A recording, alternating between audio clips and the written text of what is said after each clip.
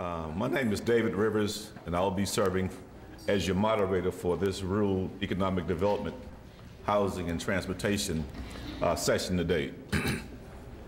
A few words before I introduce our guest panelists. Everybody sort of talks about economic development in terms of what it is. As you know, all the issues you heard today, whether it's healthcare, whether it's youth issues, when the mayor talked earlier, he'll talk about some of the things in the community, development block grant. And the one thing that all these issues have in common, it costs money to do all of the things that we talked about.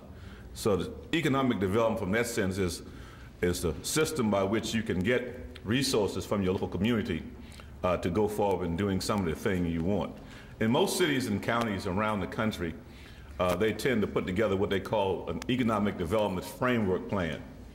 An economic development framework plan is very simple. They look at three things. One, they want to keep or maintain the industries or businesses they have in a location, because those businesses provide jobs for the community. They provide a tax base for the community.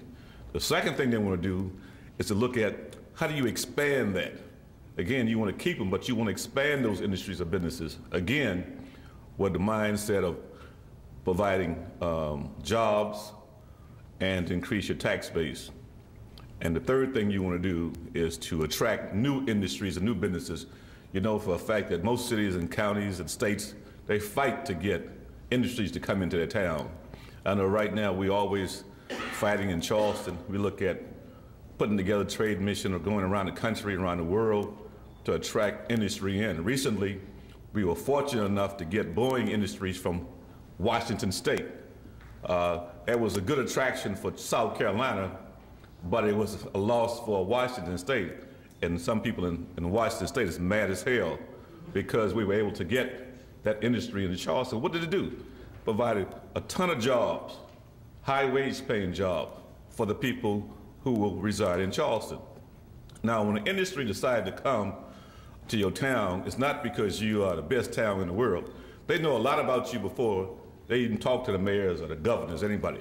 First thing they do, they look at your school system. What's the shape of your school system? Are people graduating on time? Can they read? Can they write? That's a part of the workforce development. We're not going to move to your town if indeed you don't have the workforce that can fulfill some of the job opportunities. They look at your transportation system. Can you get people to and from work? What's the condition? How do you move people around the state or around the town? How do you get them to recreational opportunities? How do you get them to doctor's office? Transportation is a central line, if you will, that flows through anything we talk about in economic development. They look at crime in your community. What's some key issues? Is a city riddled with crime? What's the crime rate as compared to other jurisdictions? They look at the conditions of your road.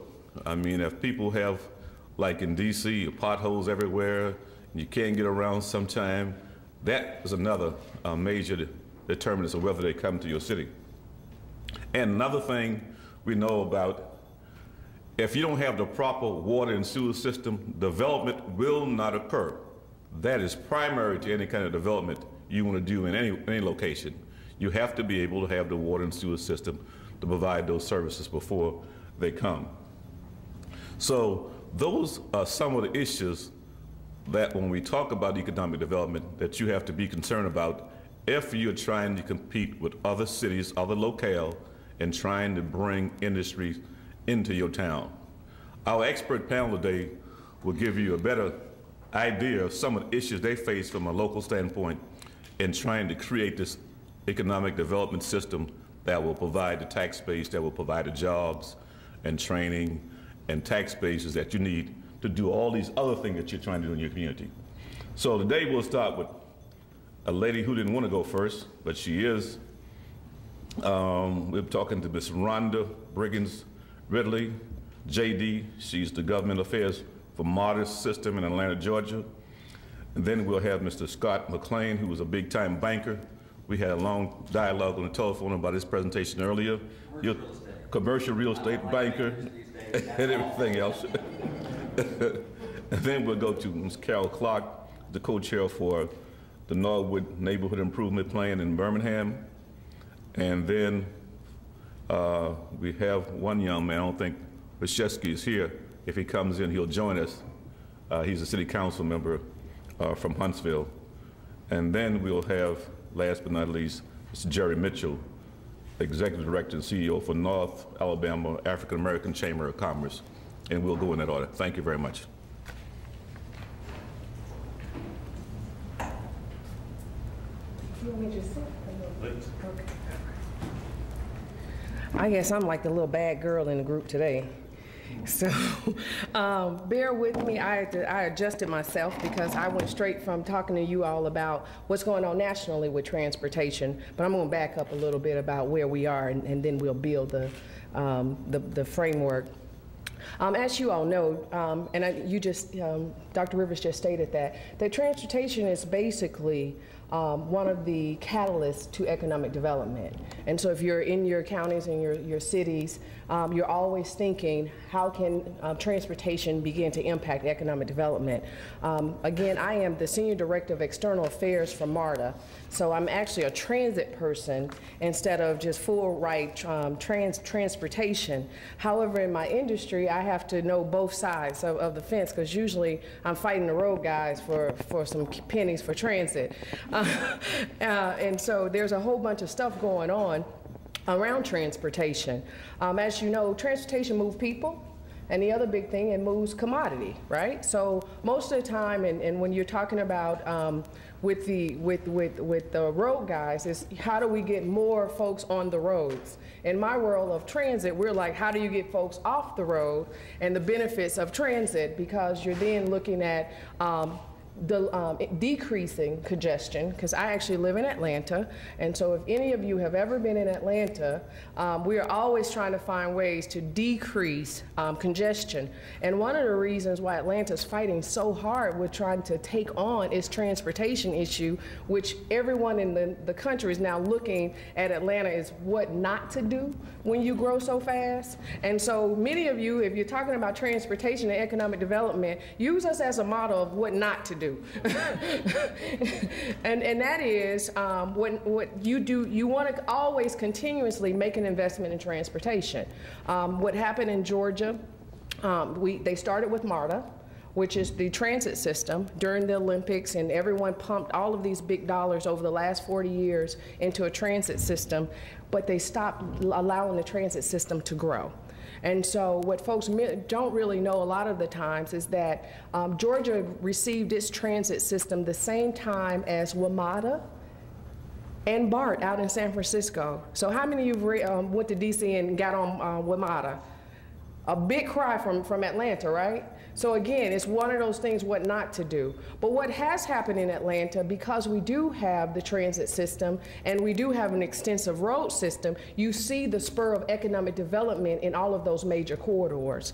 One of the things that has happened at MARTA, you have what you call TOD, transit-oriented development. And so that is where you're pairing strategically transportation and economic development. It is the whole live, work, and play concept.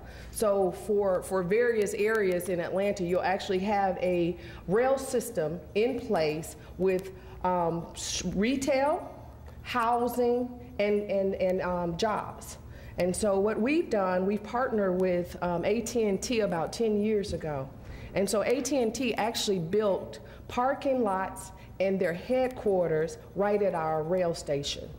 And as a result of that, you have a flux of all of this development of restaurants, of housing, and so it's this whole development around live, work, and play. So why is that important? One of the reasons it's very important, it's important from an economic standpoint from us, because MARTA actually owns the land. We as a transit industry, we actually own the land. So now we have leased our land out to AT&T. So there's like these real elaborate leases that we have. So we've leased the land out to AT&T and we actually have developed all of the development around, and so you're pumping that back into the industry. The other thing with transportation, that it is a job creator.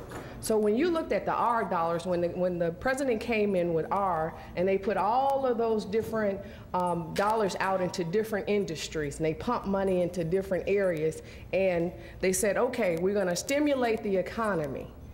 Now, the one industry that did more stimulation than anyone was transportation.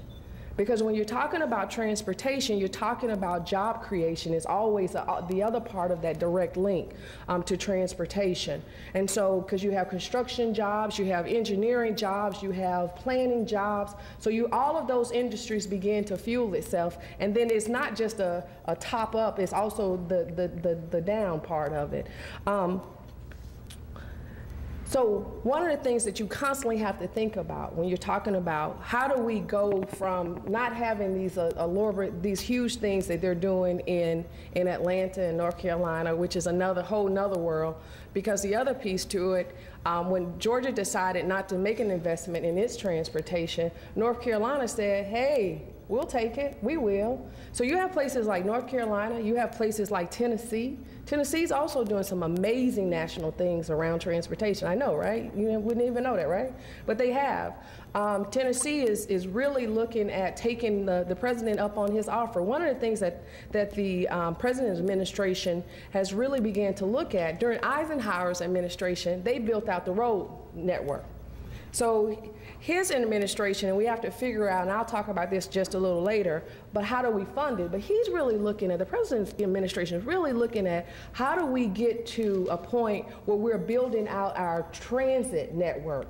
So how do you get into this world of commuter rail and high-speed rail? And so where you can actually live in Huntsville and maybe work in Tennessee. You can live in Birmingham, but maybe just work in Atlanta. And so how do you begin to really think about that? And then how can we on the local level begin to prepare ourselves for all of this newness that's going on? So just like education, just like the world of banking, someone just said you hate banking, I know the whole finance world, everything is at a point where it's broken, right? So even with this world of transportation, as you're looking at the funding sources, how do you do all of this great stuff? I mean, I know we talk about, but how do you do it? And I think Reverend Dr. Rivers just said, it takes money. So how do you do all of this stuff?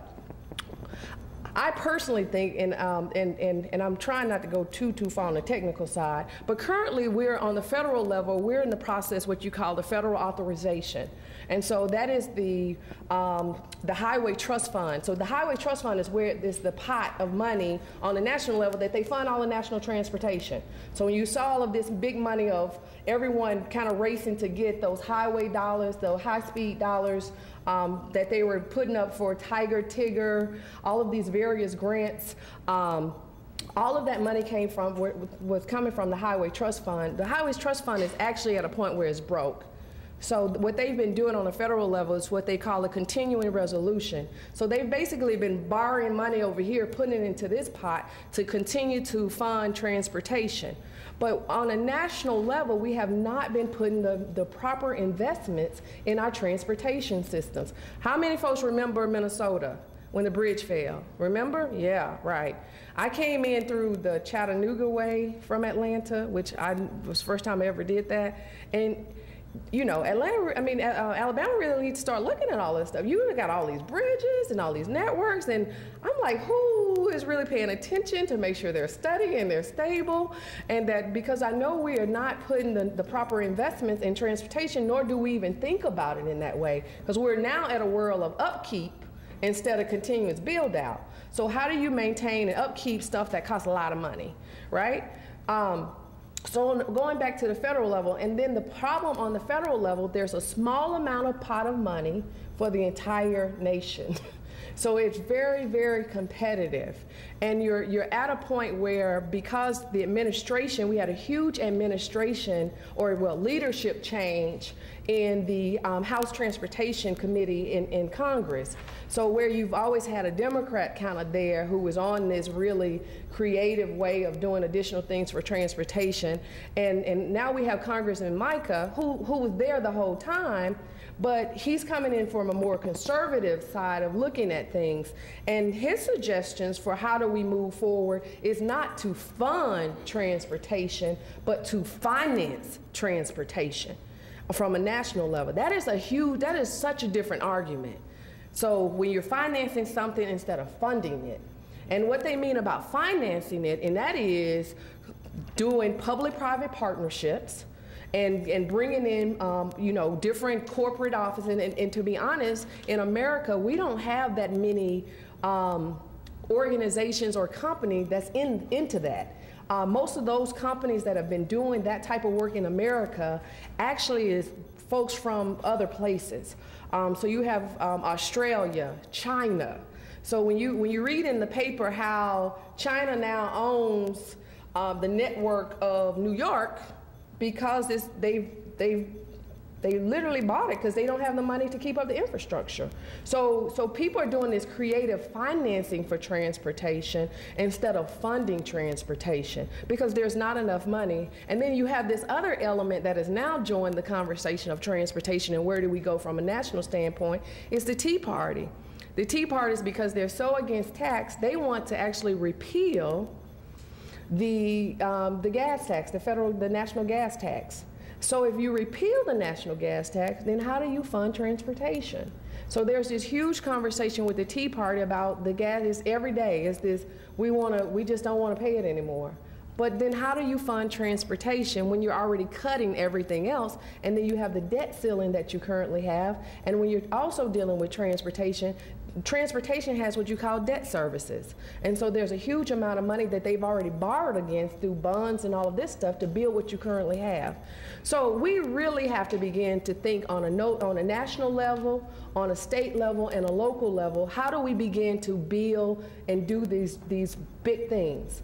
And one of the things that's going on, and I've worked on the legislative side, people are trying to get creative. They're looking at creative things to do. There is a new business kind of structure. It's called the L3C.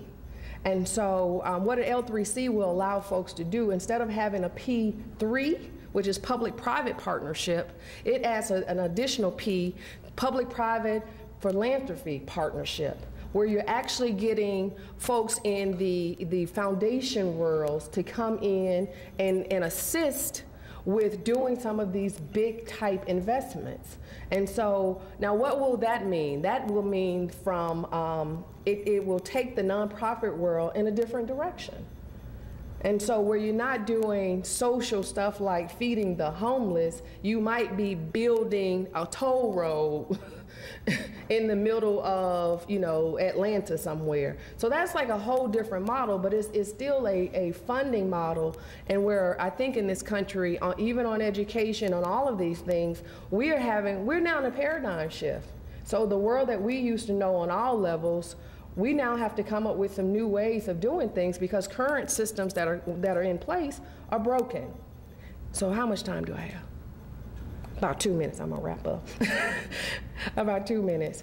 So on the local level, how do you, with knowing all of that, what do you do on the local level? On the local level, you have to begin to find out how to enter into different creative ways of funding.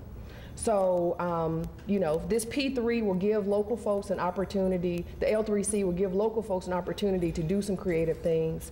I think the other thing is on the local level that folks could really start to do, and which has become a problem in Atlanta, and that's why I'm saying Atlanta is probably one of those things that you shouldn't do, and that is not doing long-term planning. So when you talk about economic development, you have to begin to plan out roads in the future. You have to go ahead and have your land use plans in place. You have to have the strategic economic development in place. And then if you're especially trying to get into the world of transit and doing some of those creative things, you have things like right-of-way. You have to go ahead and reserve all of these things in the future today.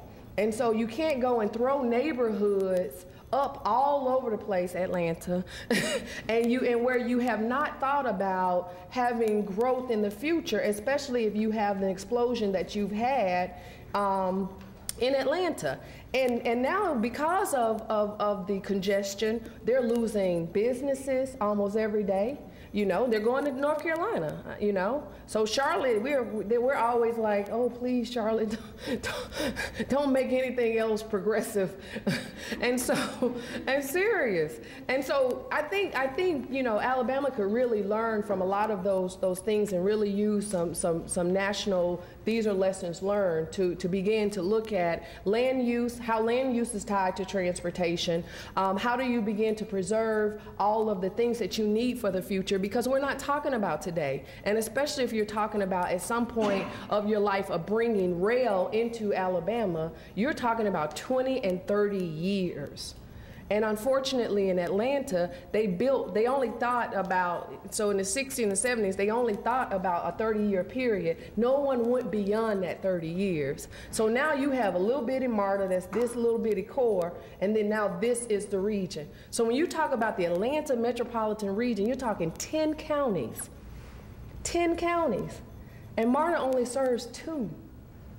So we are in a jam in Atlanta, but I think, you know, and you don't want to be in that jam, but there are great opportunities. I think there's such great opportunities for smart people like you to start really thinking about what do we want to see and how do we envision our future?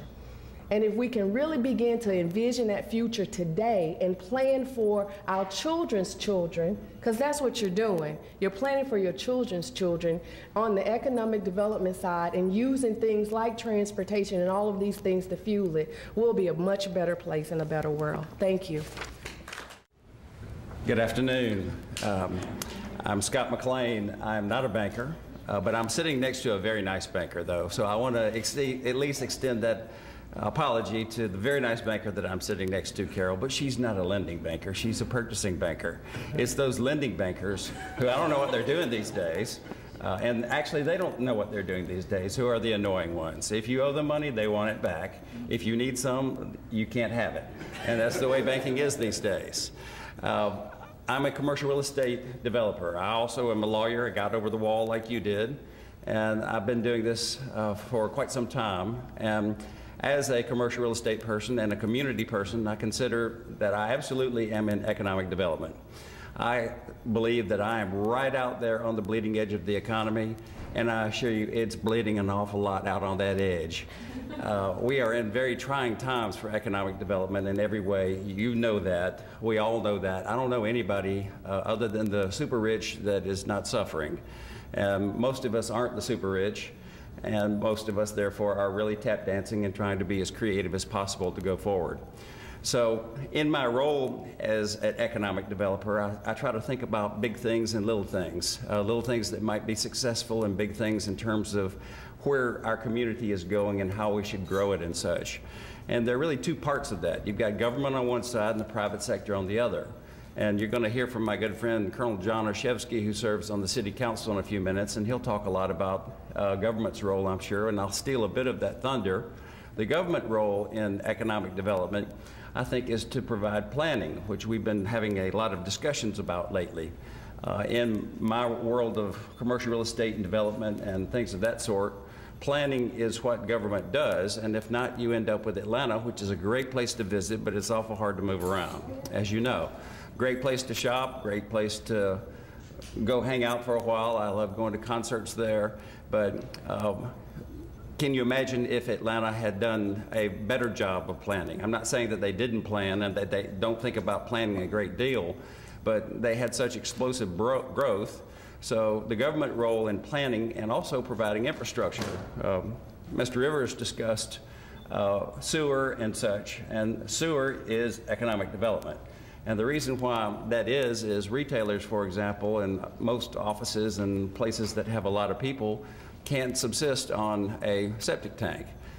And so most of the development ends up being in municipalities for another reason, and that is fire insurance, because you have a fire department in a municipality, and that allows you to get better insurance and better fire safety. And that's a big issue in unincorporated areas of communities because you don't have the fire departments to support the insurance, and therefore retailers really don't have much reason to go to unincorporated areas. We've shown a lot of vision in our community through the government side on building sewer into areas where we plan to develop. That has been foresightful and successful.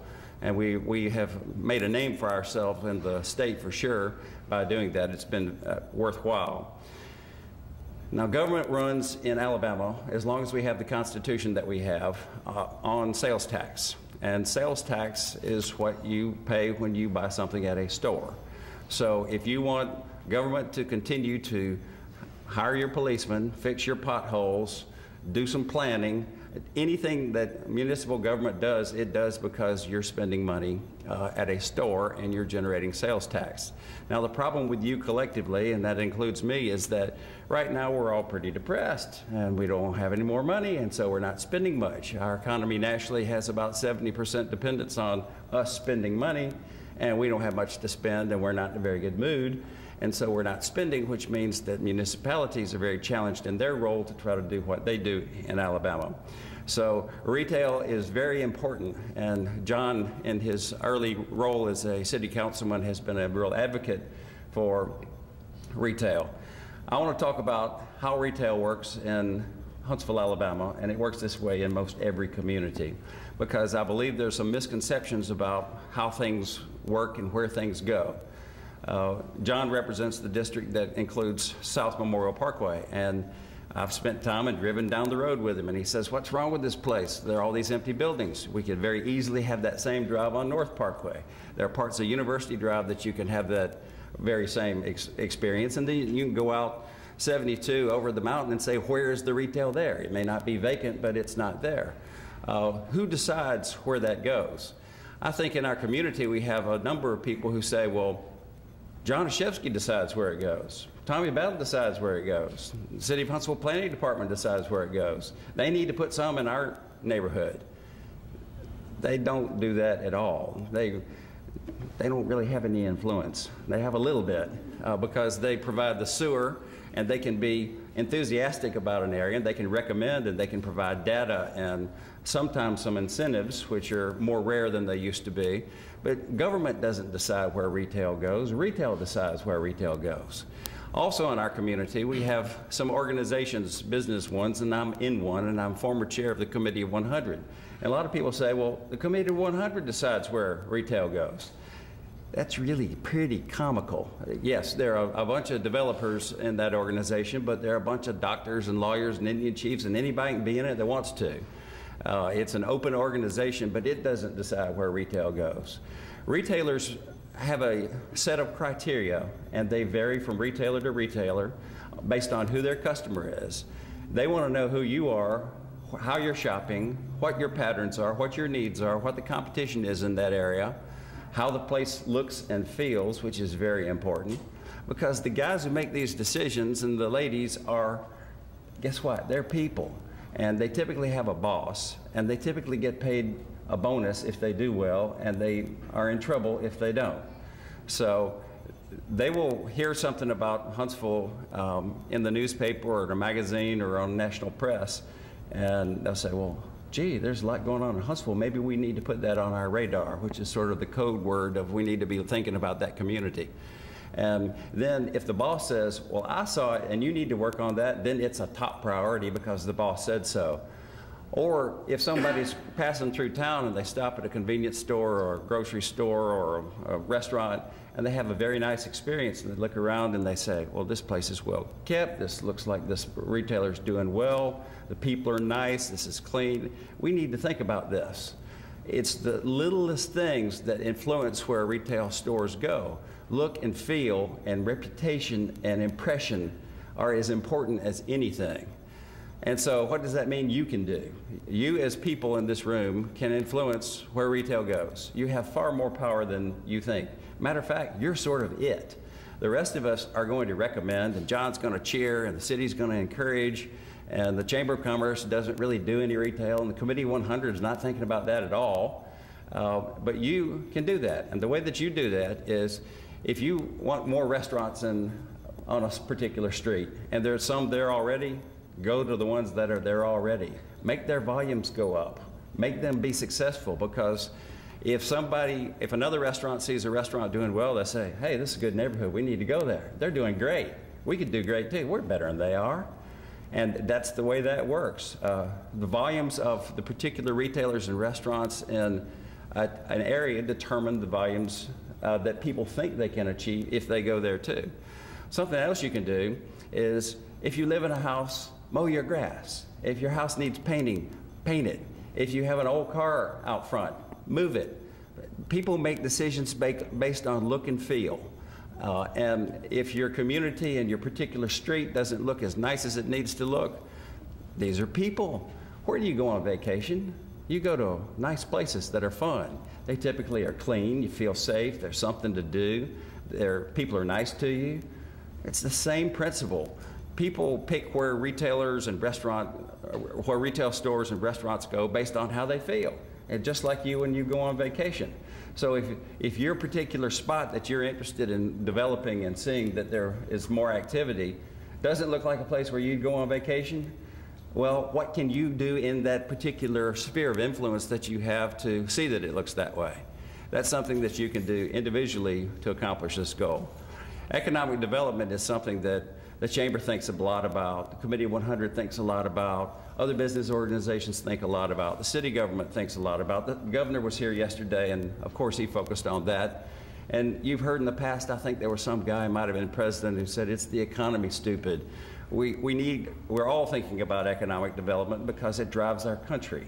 And what we forget is that we all point to somebody else and say, why don't they do something? Well, you can do something, and you can do those things, and you can influence your peers and your community and leaders within your circle to do those sorts of things, and it has a result. Because the people that you're trying to impress are people, and they think about the world the same way you do. And yes, they'll look at demographics on how many people here and how much money do they make, and yes, they'll look at the traffic count. But then they'll drive through and say, well, how do I think about this? They'll do all this analytical work, and we do that all the time, and that's very important. But then they'll say, you know, it just doesn't feel right. I want to go over here.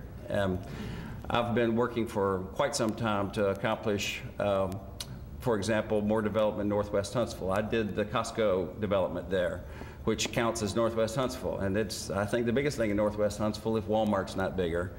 And that was pretty easy to do because it was a real good opportunity. It had lots of traffic, it had lots of people around it, and it didn't have anything to do that it was in Northwest Huntsville or Southeast or any part of Huntsville. It was a good spot, and it had all of the fundamentals, and we put it together when we could. Now I'm working on the Constellation project where the Spring Hill Suites is, and what you think is that big dirt pile, but I promise you there's more going on that you can shake a stick at. I worked this morning on that deal, and will this afternoon as well. We have opportunities in this community for that sort of economic development. I'm going to finish by talking about the #1 economic development issue in our community and in our state and in our nation and in our world, and it doesn't have anything to do with what we're talking about here, but it has everything to do, and that's education. If we don't address 0 to 5, K to 12, and 12 through college education at every level, then we will perish. Mr. Rivers pointed out that one of the key elements, the first question that people think about when they're considering a community is my kid going to be okay in the school? That's where those decisions are made. And also, these are the people that are going to work in the stores and work in the offices and work in the community, and they're the ones that we're going to have to take care of. They are we, they are us, they are our kids. If we don't fix education, we must. In my spare time, I'm chair of the Schools Foundation. I'm proud that Angela and John are on the board, and we've just gone through our Speak Up process where we talked to 1,400 of you people in the community, and we've just produced 3 reports to each of the school systems, and those will then become strategic plans, and education goes on forever. But if we don't fix education, then all of our other economic development activities are really a challenge. And remember from my discussions of how retailers and restaurants make their decisions that they make them based on you, and you have some influence over it. And you can say to me, well, why don't you put something in my neighborhood? Or you can say to John, why doesn't the city put something in my neighborhood? You can help do that by working on your neighborhood and your community.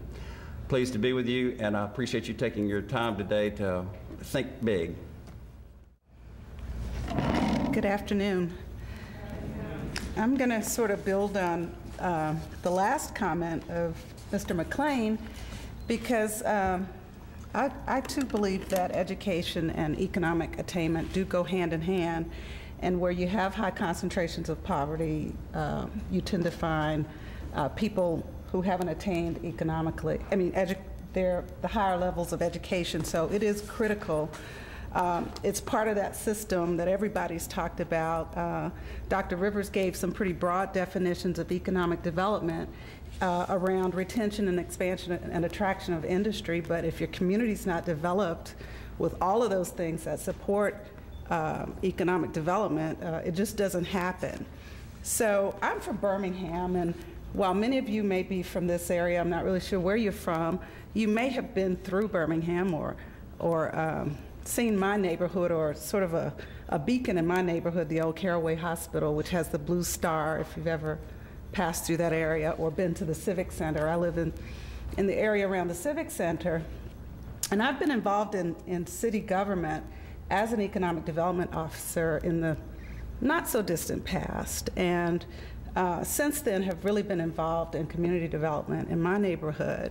And I thought I would talk about that because my neighborhood has a very can-do attitude. We're not going to wait on city government type attitude. We're going to really help ourselves. But as I thought about the topic of economic development, transportation, housing, and community development, I really started to think about the interdependencies and how, transportation, the many modes of transportation, as it moves things or people along a set path, is stimulative to everything. And for instance, industry, if you have a large plant, it may decide to locate near a waterway, an airport, close to rail or highways, not just to get people to work, but also to move the goods and services to the client. If it's a large plant, they're going to hire lots of people, sometimes hundreds, sometimes thousands. Those people need somewhere to live, and then, people living anywhere need, goods and services to support their lifestyles and their other needs. So, all these things sort of feed off of each other and have a lot of interdependencies. If you look at land use patterns, I know that Rhonda talked a lot about land use and getting that long-term plan done, but if you look at a place like Birmingham, that's sort of a, it's an older built environment for the most part that is now in decline. It's had its heyday.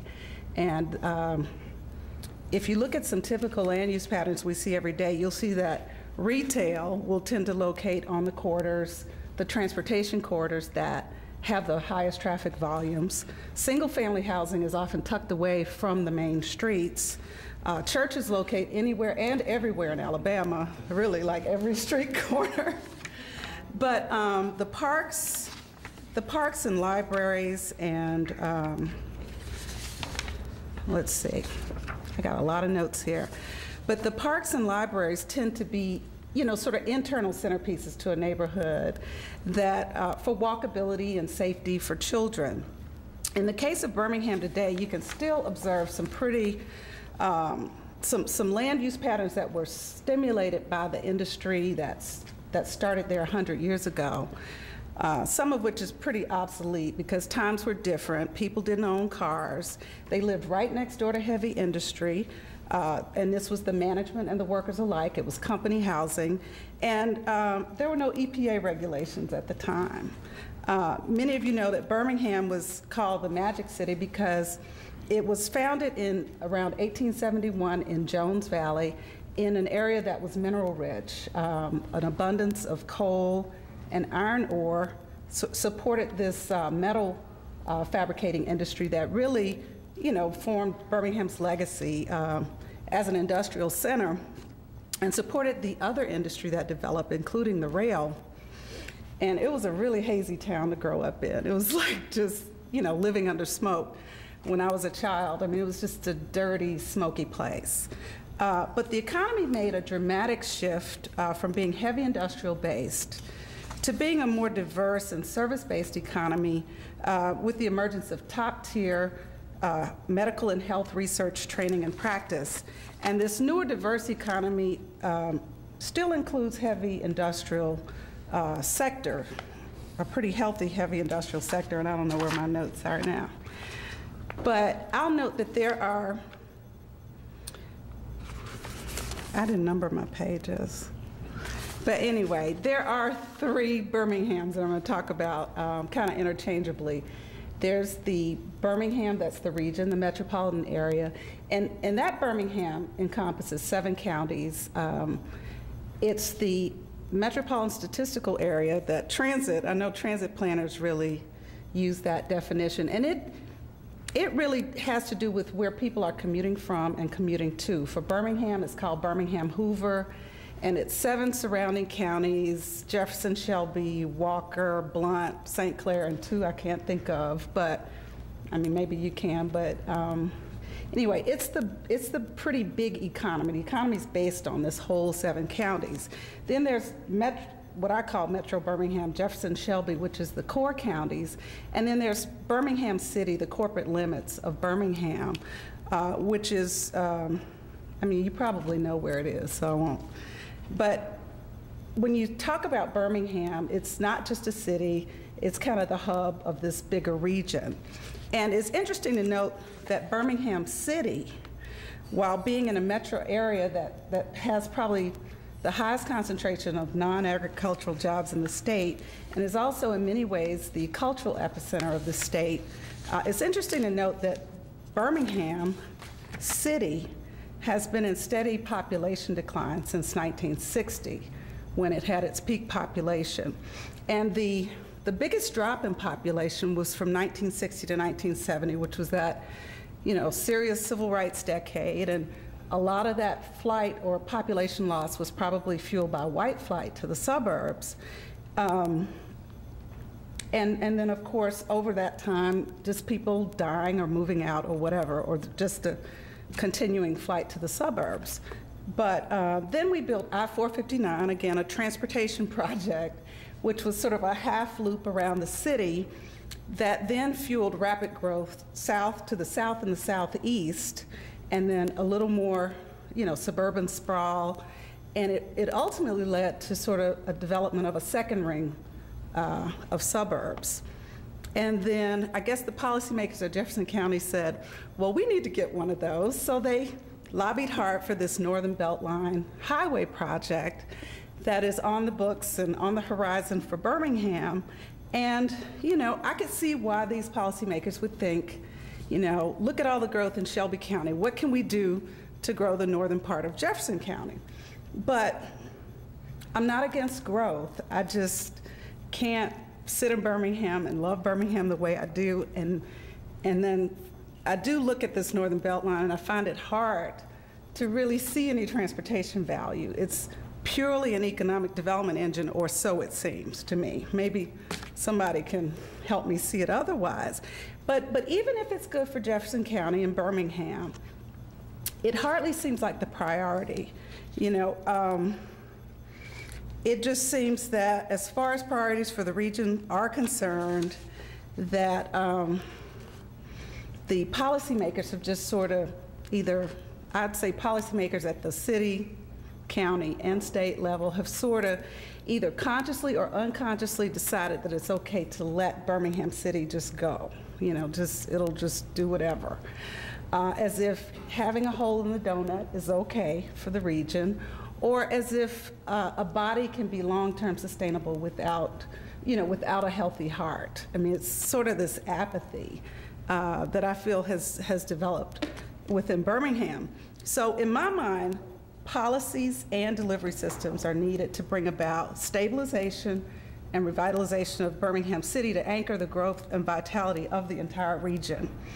The prospect of reurbanizing Birmingham is not only smart growth, but it'll benefit the city, the county, and the state revenues.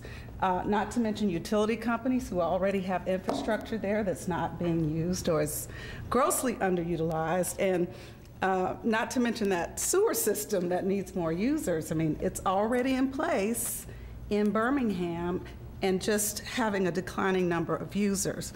So when I was working in economic development in Birmingham, you know, we were facing a lot of blight. I mean, the number of low to moderate income census tracts was just, it seems like with every census, it was just more and more area that fit into this LMI category.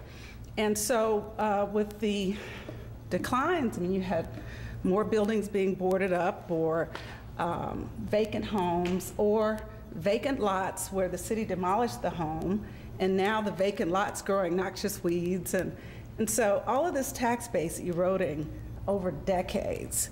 To my way of thinking, it's at crisis proportions, and the policies really do need to be looked at.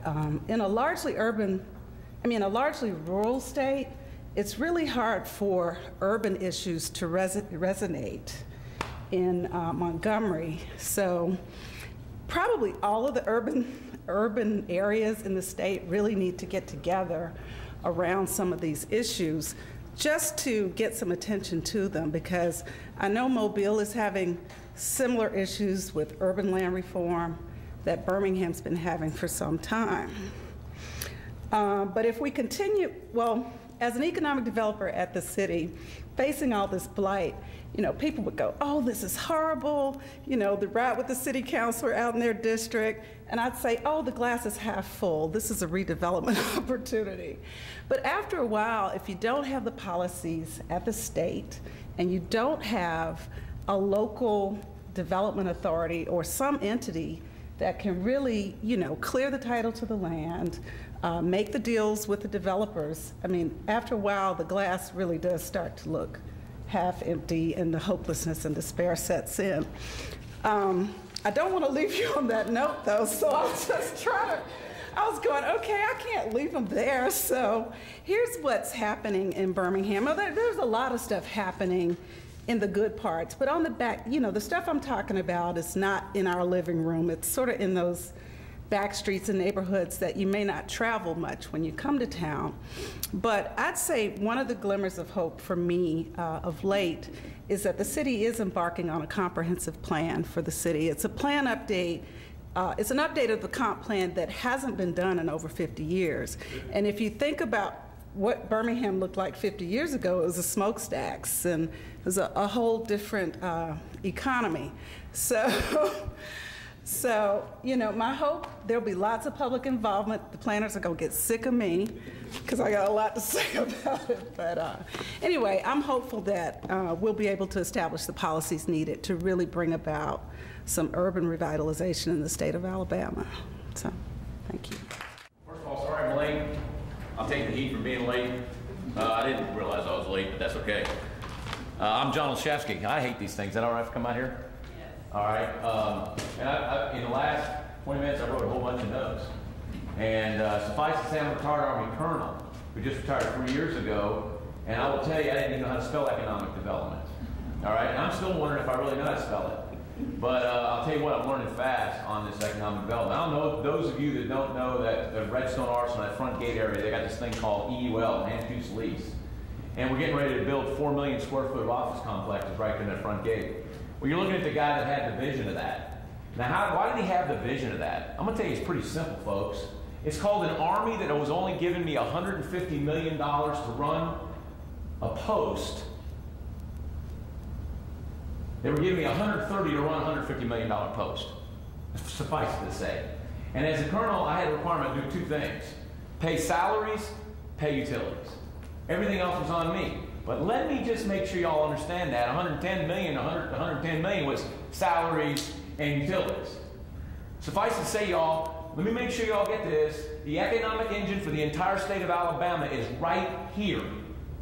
The number one, bar none, $2.7 billion to $3.1 billion when BRAC is officially finished, which is supposed to be the end of this next month. Which is going to continue to go, because there's people that are saying today that BRAC came, base realignment closure, came here in 1996. We're still living off that today, 14, 15 years later. So this BRAC was supposed to be over in 11, excuse me. Well, when is it going to? 30. Take it to the bank. 30. And we're looking at the next bracket. What are we doing? Well, I got some leaders in my outfit right now, and I use Army terms. In my leadership world where I'm at now, they don't like the word BRAC. Don't want to even use it no more. Well, tough. Call it something else. BRAC is economic development. Okay? We want the government of our big world to say, we want to go to the Tennessee Valley. I spent 3 years in uniform, my last year in real life, and you never heard me say Huntsville. I am a city councilman for Huntsville now, but you never heard me say it. You never heard me say Madison County. Everywhere I went, I said Tennessee Valley. $20+ million drive in from Lincoln County every day, folks. That's up the road. Okay? So economic development is critical to what we got going on. It is critical that we find more manufacturing here. We cannot live off DOD. That's Department of Defense. We can't live off of it for the rest of our life. Yeah, it's great. We're going to take a butt whooping on this next run. I spent Thursday night with a guy named Russell Honore, who was Mr. Katrina, retired 3-star general, a black man, I share with you. A good friend of mine. Well, it's more like I love him and he just puts up with me.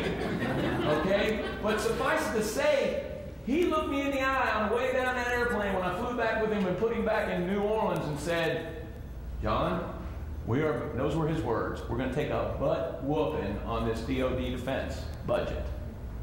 Okay? Now, why is that? I don't get it, folks. I heard this analogy the other day. He used it better than I, so I'll give you another one.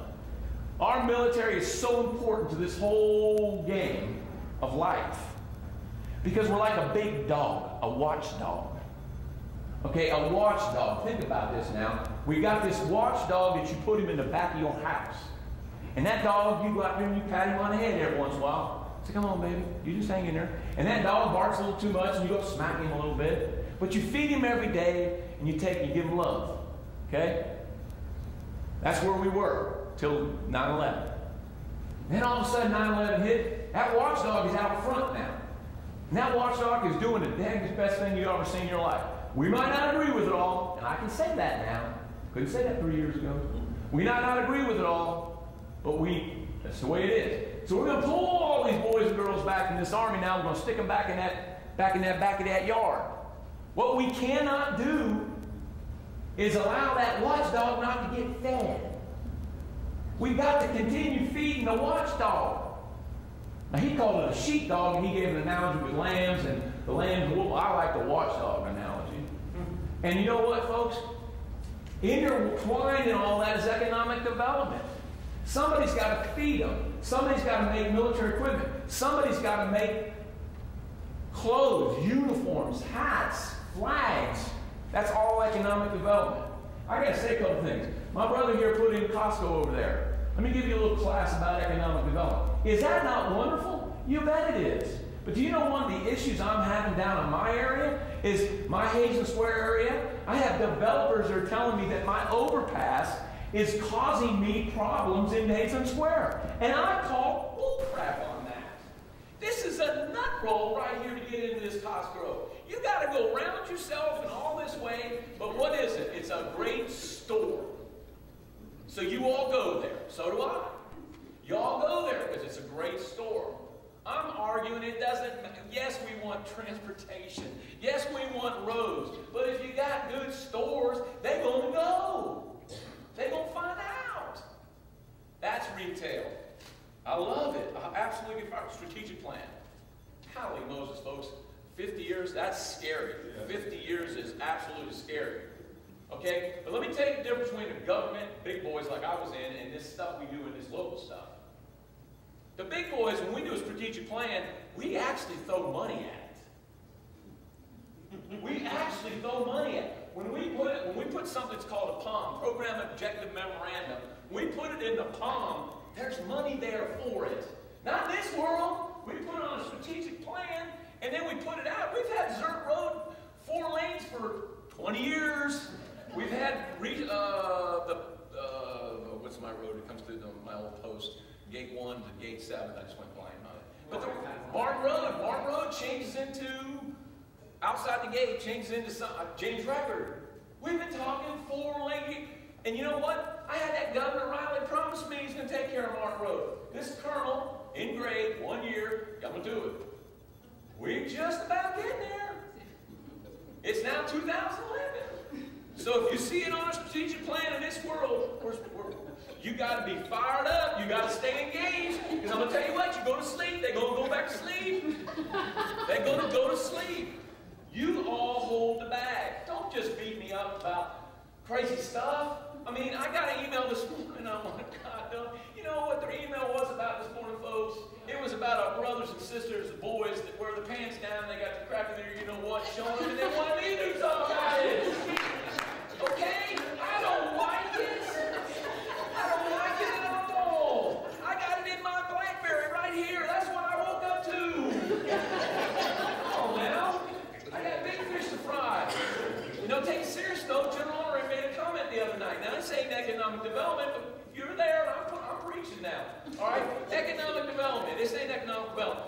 But General Honorary said the other night, for all these folks, do you know that the #1 folks in jail today over Katrina is? The police. The police. I didn't know that. You would have thought it was all the looters. It wasn't the looters. You know why the police? Because some crazy fool down there gave the police an order, shoot to kill. Now, you're going to shoot to kill somebody who's carrying out or stealing a TV? Now, if the guy stealing TV ought to be go locked up and put away somewhere. Okay, I got it. And go do something. But shoot to kill? Come on, this is crazy stuff. I don't know how I got on that, but I'm going to go to education. Education. I don't know what the heck y'all are doing out here, but God bless you at this school, Alabama A&M. You're doing something right. I'm going to tell you something. I can tell you what. I spent a day with two young, great kids. One last name Adams. They happen to be Richard Showers' nephews. Okay? One of them is going to be a senior here at this great college, this great university. Alabama University. I'm sorry. I went to his college, so God forbid. All right. Bottom line is everybody's getting a 40-year degree. All right? So this young man's in your ROTC program here. Yes. Man, is he not the sharpest? Bryant Adams. Well, his brother is a freshman, I want to say knob, because that's what we call them, at the Citadel right now. Been there 2 weeks. I got to, come on now, let me just tell you a story. Economic development, our future. Take care of our youth. This young man calls him Mr. Olshefski. God, does that sound good?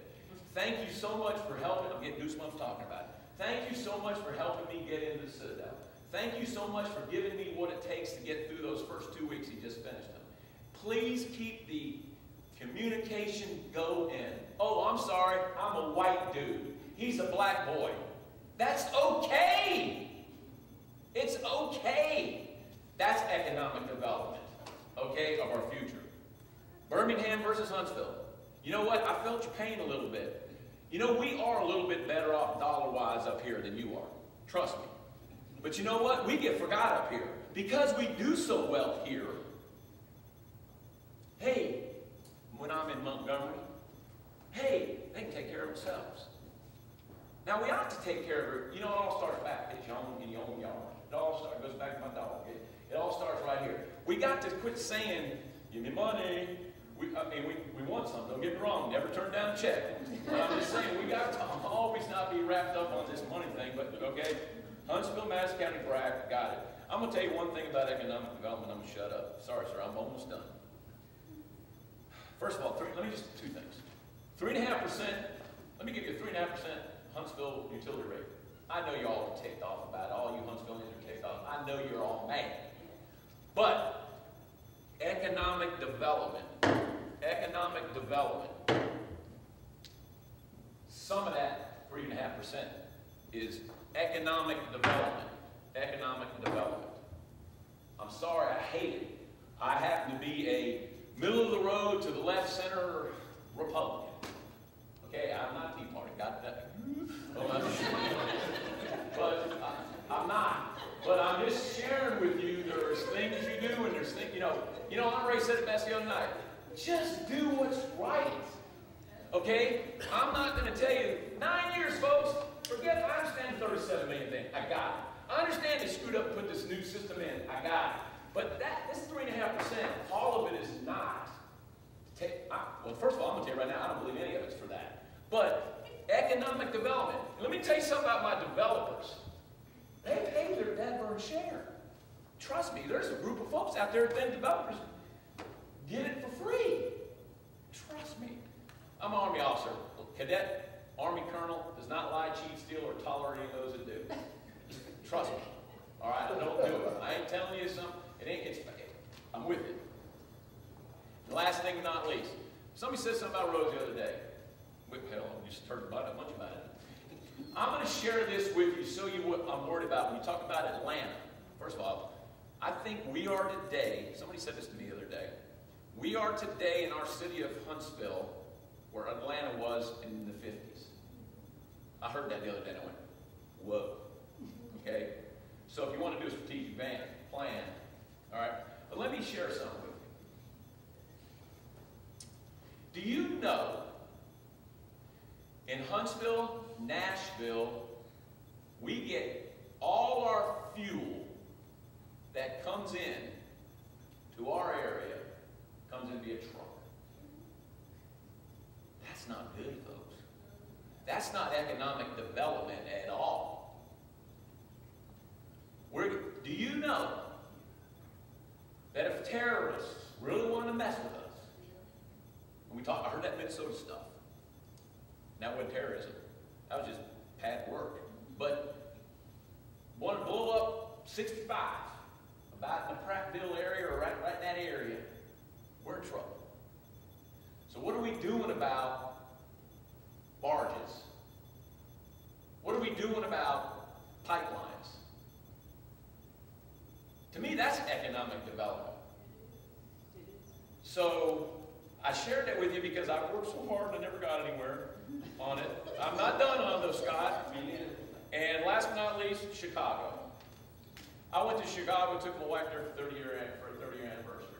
I walked out of that city and I said, it's the nicest dadburn city I've ever been in my life. Come back here to Alabama and talk to some of my good friends. You know what I said? Well, you're spending money.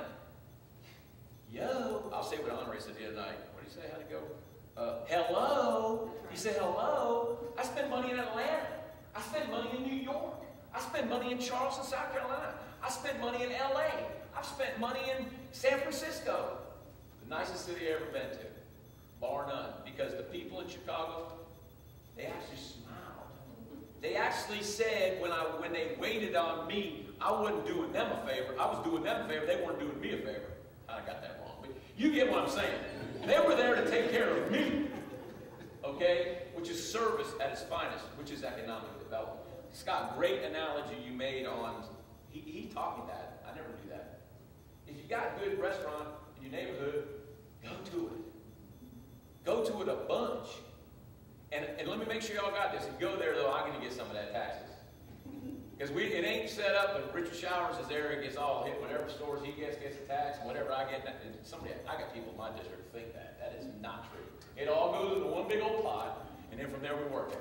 Y'all have been wonderful for listening to me. Thank God. I get a little fired up. I'm sorry. But and I think I was zeroed around a little bit. But you know what? This is great, and I love Alabama A&M. Cool. That's just not right. Well, I guess I am. Oh, first of all, I want to thank Dr. Rivers and Ms. Smalls for inviting me to be here. And I guess I'm going to kind of wear two hats today. And I hate to have to go after Councilman Olshefski. That's tough act to follow. I guess I will kind of be the Grim Reaper person.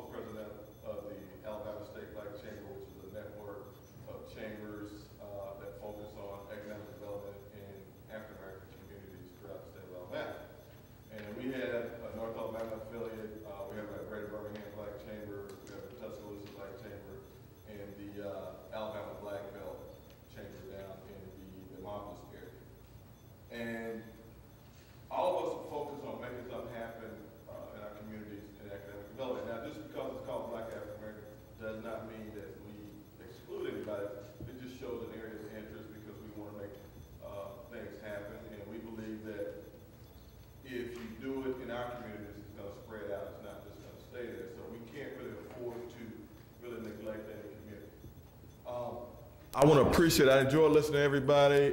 They talked about everything related to economic development, transportation, education, whole 9 yards. I'll mention more, I want to mention a little bit more about entrepreneurship because that's more of our focus. But I want to thank Ms. Kelly because she said something that I locked in on it. She said that the current system in place is broken. And I want to say that's 100% true. Now, a few years ago, I got a chance to participate on a panel with, and I don't know if Scott, you may have even been there, but there were several of our top people here in Huntsville. I think we had the guy that was president of AdTran, and we had the superintendent there. I think Mr. M. Finger with M. Finger Still Development there. And they said, well, what is, I think we had a city council, that was before you got on the council. And they said, well, what do you think is the #1 problem facing Huntsville and the state and that kind of thing? And folks said education. They talked about economic development. They talked about health. All that ties in economic development. They talked about all these things. So I luckily was at the end.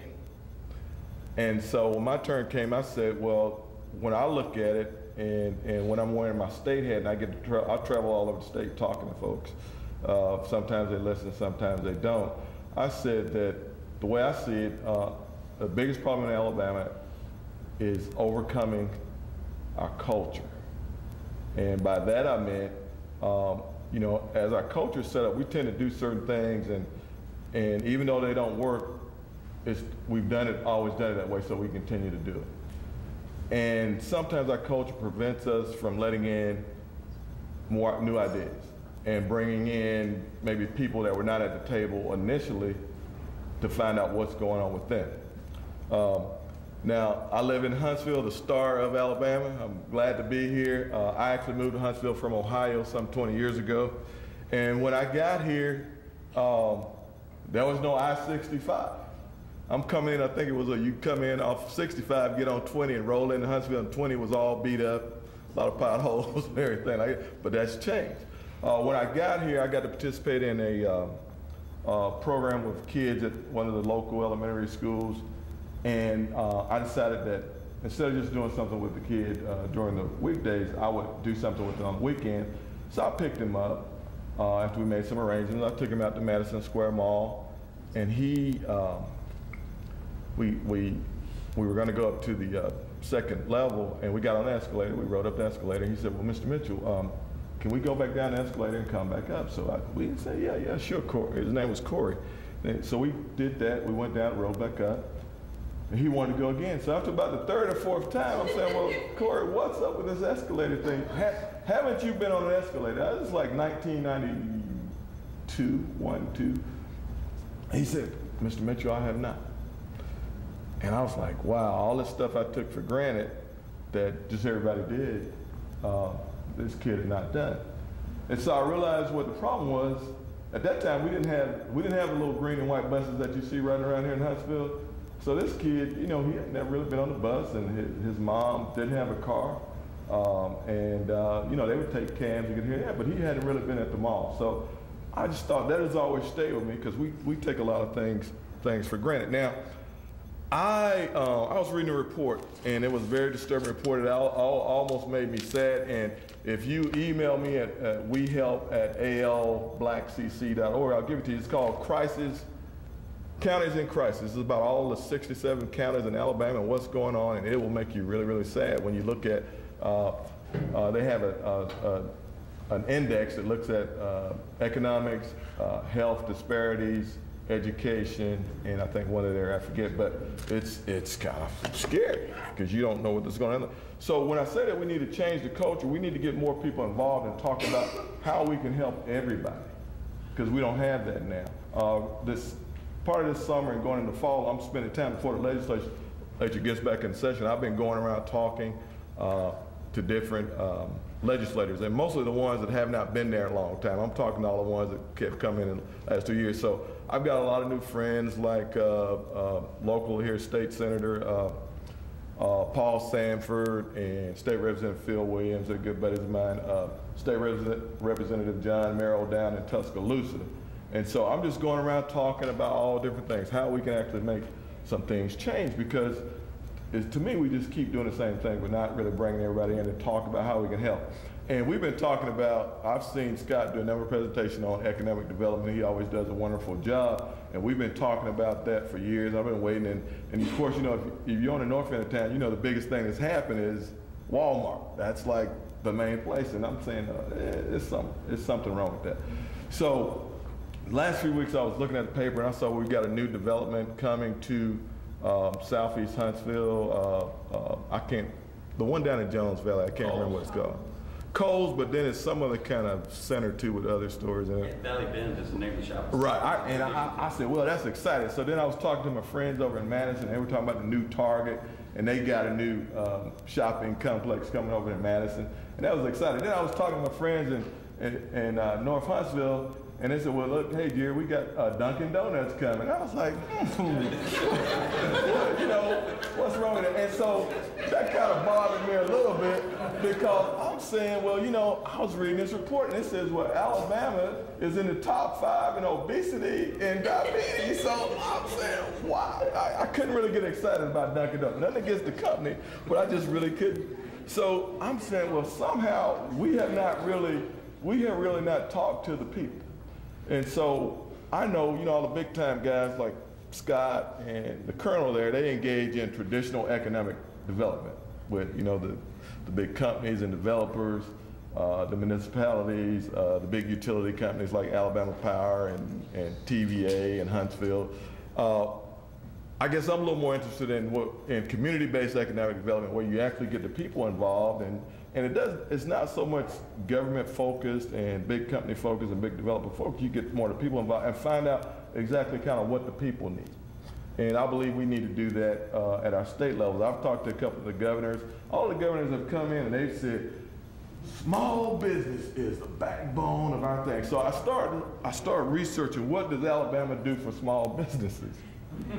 And I find out that in the state rankings, we were like one of the lower level states in terms of supporting small businesses. So, you know, it's kind of like you're saying this out of one side, but then what's actually happening, it doesn't really add up. So that's what I'm talking about, a cultural change. So like I said, I'm working on legislators to talk to them. We've got to be more inclusive in this thing called economic development. I see this wherever I go. You know, if I'm in Huntsville, or maybe I'm in Shelby County, and I've studied up on Birmingham, and one of the big problems we have with Birmingham, if you look at it, is in an inelastic setting. So you've let all these little guys all around you set up and block you from being able to extend out. And so all the money is out there in Hoover and Mountain Brook and all those areas, and those people can still come in and use the services in Birmingham, then go back home at night. So it's great for them. So, you know, we gotta get more people. We gotta get more people engaged. And you know, normally when I'm talking to legislators, I talk about best practices. We in Alabama, we don't do a lot of the best practices that other states are doing. So I'm always carrying around a bunch of paper. If you go in my car, you see all these things. People laugh at me when I see my car. I say, what are all those files? I say, I need this because people don't believe you when you tell them this stuff. So I actually have to show them the document and put it on out in front of them and let them read some of the things that we're talking about. So we got all kind of things right now. If I live in Huntsville as I do, I can feel pretty good. You know, we're in the top ranking. This report says Huntsville is either number 1 or 2. It fluctuates between Shelby County and Madison County. But now, you know, if I'm down in Wilcox County, where they've got 20% unemployment, or Dallas and Perry County, where they got 17-18% employment, I don't feel that good. If I'm down in Bullock County, where they have a poverty rate of 33.6%, or they have their percentage of lacking basic literary skills is 34%, I can't really feel that good. So we've got this thing, again, going back to the cultural change, where we have rural versus urban. We got that fight. We see that down in the legislature. And as the Colonel said, we have that fight between North and South. We have those kind of things going on. So somehow we got to get a handle on that. And that's where, as Scott was saying, you guys got to be involved. So you got to email the Colonel and tell him what you need, what you want, and get engaged and helping him make some of those things. He got a car, so make sure you get enough pants. And so just because you live in North Huntsville, That doesn't mean you just send an email to Councilman Shallis. You need to send them to all 5 and say, look, we have this, this is what's going on. You need to address it.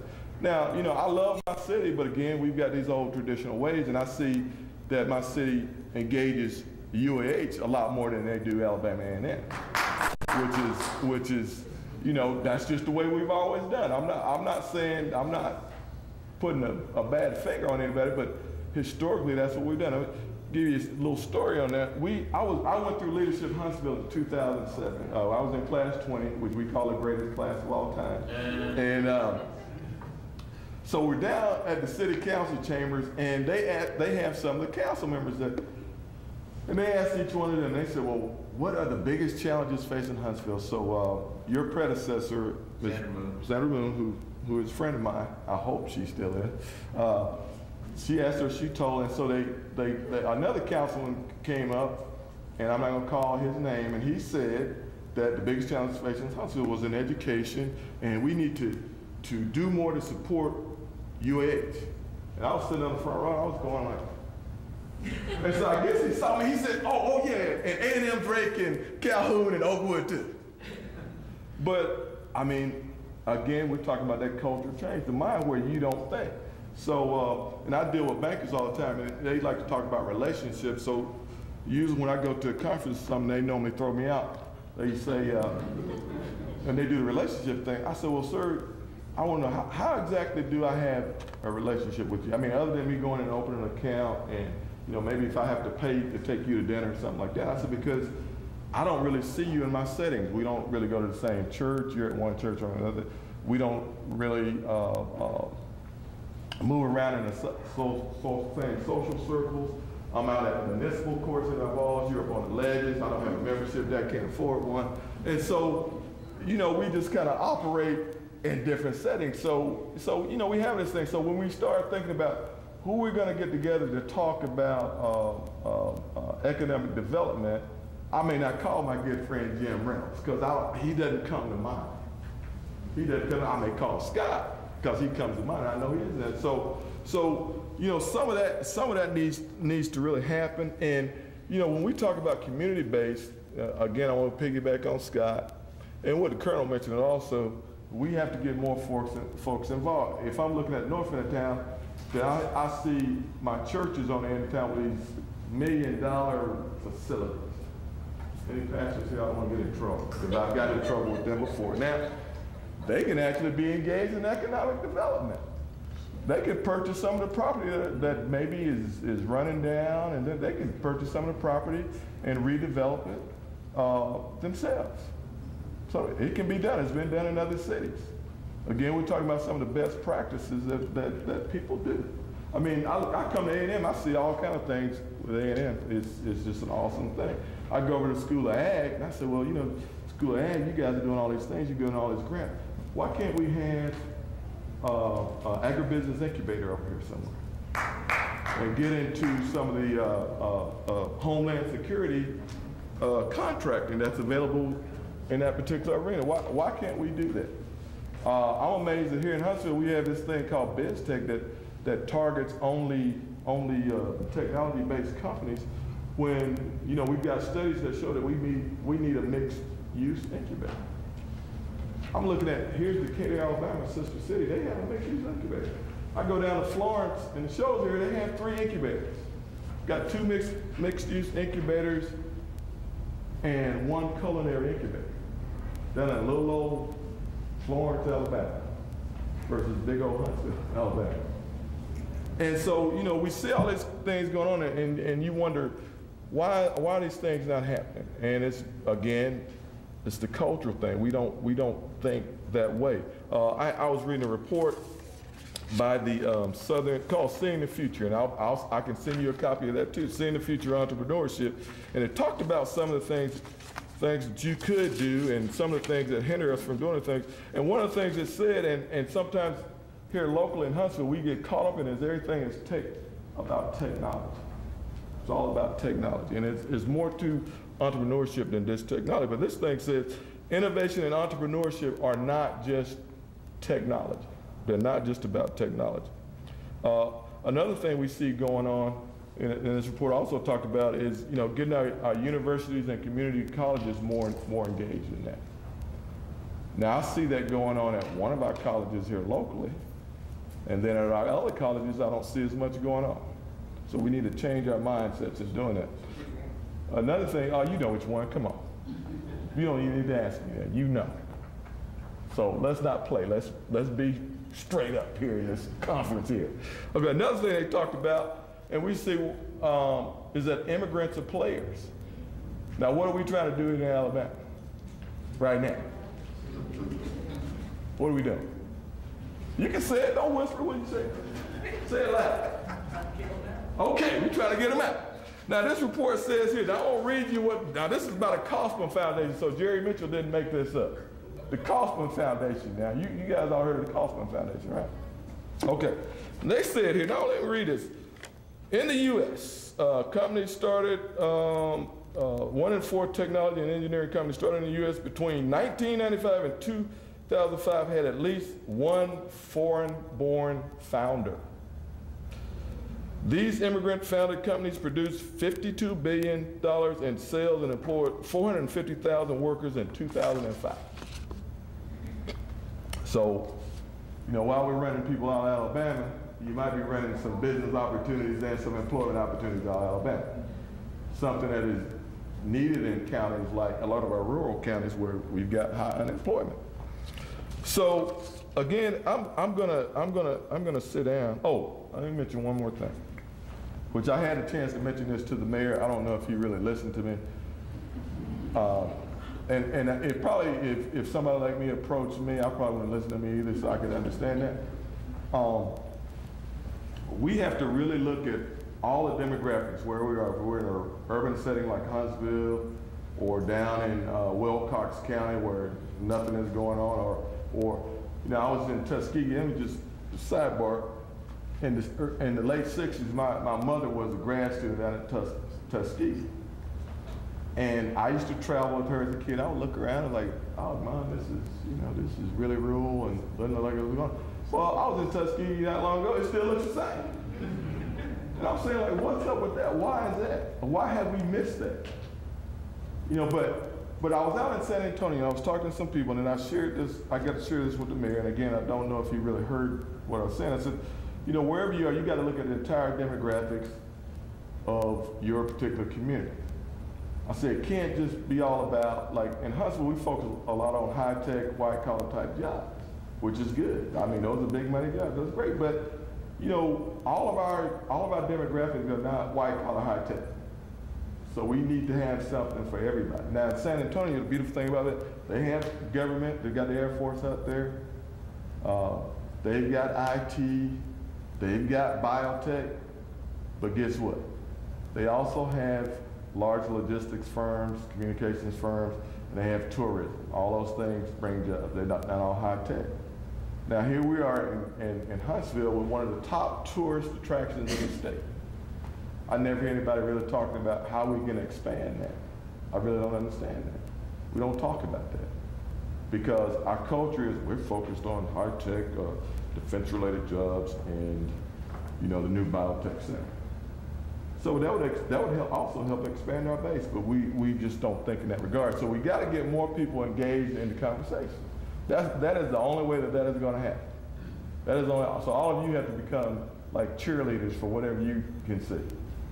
So that's why you need the Colonel's email address and Scott's email address. So make sure you get those before you leave and send them emails. Every day. That's right. Because if you bug them enough, then they will respond to your email. So with that, I'm going to sit down and say that I encourage all of you to become advocates for wherever you live, whether you're in a rural area or an urban area. You all need to become individual advocates. You know, and just bombard these guys, because as they say, the squeaky wheel, you know the rest of it. Thank you. Since you were talking about the fellowship pain about Birmingham, I'll give you a little story about some of the things that Birmingham went through. I used to be commissioned budget planning for Mayor Jackson in Atlanta. Now, a big rival was Birmingham, the airport. We spent about 20 years fighting with Birmingham, trying to be the aviation center. And we won that battle, but while we were fighting with Birmingham, Charlotte snuck into our community. We were like in the southeast region in terms of finance, real estate, insurance. That was Atlanta. But we wasted 20 years messing with Birmingham, and Charlotte took the banking industry to Charlotte. So again, I can see why Birmingham didn't have a plan, because y'all invested in one basket. That was the aviation direction that you went into. So I'm sorry about that. So, and I hope that you do your plans and you'll recover. But anyway, I had to say that. We're going to open it up for some questions and answers right now. So, given this panel brilliant performance, I'm sure you're going to have some questions. We don't allow news people to ask questions. I'm sorry. Go ahead. Actually, I would like to talk to every one of you individually. I have questions afterwards, but I wanted to know if any of you had anything to say about the idea of infrastructure banking in particular. And second, I would like to know, do any of you have any ideas about the Florence to Huntsville corridor and opening that up? Because, you know, one of the biggest problems is that I know lots of people who live in the Shoals area that work here, and getting here is a problem. So, just ask about those two things. And I'm all about planning, and I'm all about mixed use, and I'm all about green, and I'm all about alternative means of transportation. And I think all of those are ideas that are incorporated in some small communities. Like in Huntsville, we have a couple of projects where they have done what you would call infrastructure banking, perhaps, and I would call mixed use planning. That's what I was asking. I think what he's saying is diversity of development that is not simply we're going to build a road. If you're going to build a road, you're going to build bike lanes with it. If you're going to build a community, you're going to have neighborhood retail to support it. You're going to have essentially mixed use. I think the whole world is mixed use. And commercial real estate has been multifamily, retail, office, industrial, and then various others. But now the idea is put them all together. My Constellation project downtown is a mixed use project. We'll have retail, residential, office, maybe civic, restaurants, and apartments. And you put it all in one place. And there'll be sidewalks, and there'll be bike paths, and there'll be bike blocks and racks and such. And that sort of, that green and that smart planning and that new urbanism is what I would characterize as this. And I think that's the rage, and we're all trying to do that. In our community and in our state, we don't currently, in all places, including Huntsville, have the statutory setup to do that, but we will. I think it goes back to comprehensive planning. You're talking about, if you look at urban design school right now, you talk about planning department. That's what they do when they talk comprehensive planning. How do you create that kind of mixed-use environment to create a healthy community?